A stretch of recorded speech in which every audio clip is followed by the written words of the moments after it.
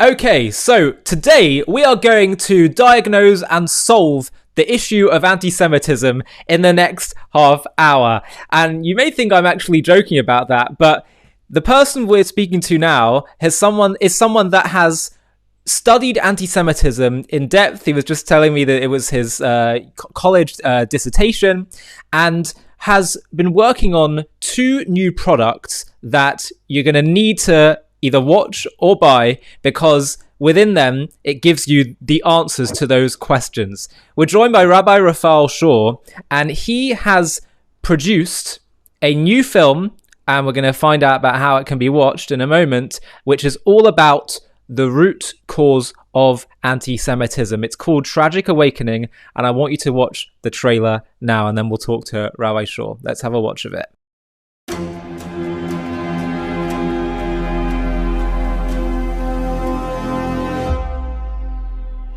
I grew up in Lebanon, and I hated the Jews. I was told that the Jews are evil, that they hate everybody, and they would do anything to achieve their goals.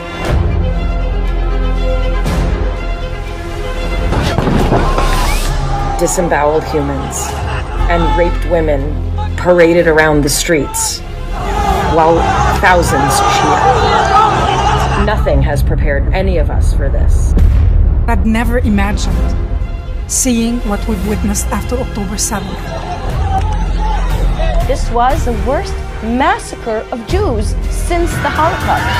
We must normalize massacres as the status quo. There are people openly celebrating mass murder. History is made that day. Very proud of my people. Very, very proud. They are not cheering for the liberation of the Palestinian people in Gaza. They are screaming, "Gas the Jews!"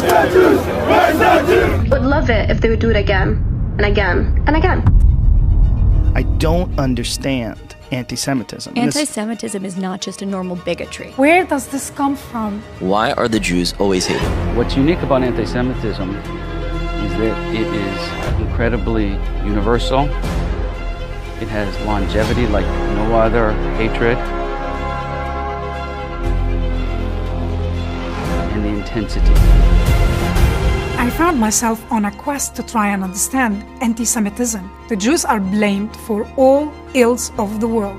Why? Anti-Semitism requires a different type of explanation. When you see it so stark, you ask the question, so what is it? On October 7th, the world was forced to make a choice. When a society starts to indulge in this lurid, paranoid fantasy, every other hatred comes next. You think it's an accident that Iran, North Korea, Cuba, Venezuela, they hate Israel? Every person has to choose a side. Hitler somehow figured it out. The rabbis of the Talmud and Adolf Hitler actually agree on the root cause of anti-Semitism. So, Hitler didn't want to kill the Jews because they were bad.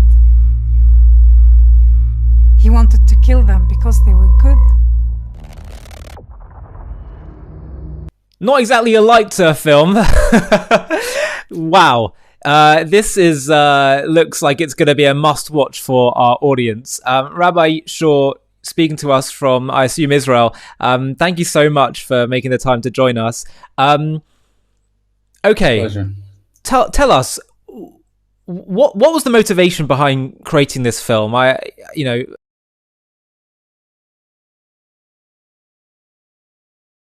Every person has to choose a side.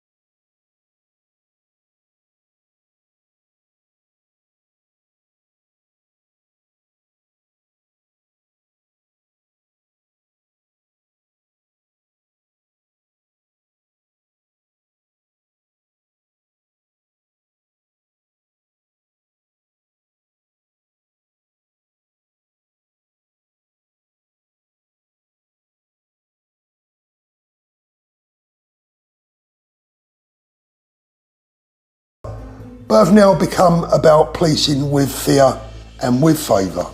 The judiciary, who are now releasing hardened, violent criminals, often only for them to offend within hours of their release, to make room in jail for ordinary concerned mums, dads, nans and granddads. The absolute insanity of it all has to end. Councils up and down the country who are putting those that arrived here yesterday and illegally before our own young families who have nowhere to live. No wonder our birth rate is in decline. And of course, our perverse media, who at least can all agree on one thing, that someone else's rights, culture, heritage and history is more important than our own. There needs to be a mass clear out, and that includes our NHS, I hate to say, who is now riddled with anti-Semites who will treat people differently depending on their religion or political beliefs. What on earth have we allowed to happen? But the warning signs have been there for years, ignored through cowardice and treachery. And let's be very clear here, let's not try and sugarcoat this. Only together and with a strong leader who speaks the truth can we start to cleanse these institutions from the enemy within.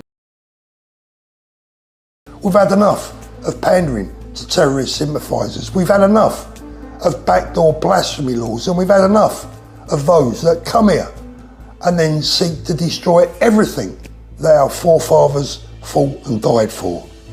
Now, Reform UK could storm to a monumental historical victory on a wave of patriotism at the next general election.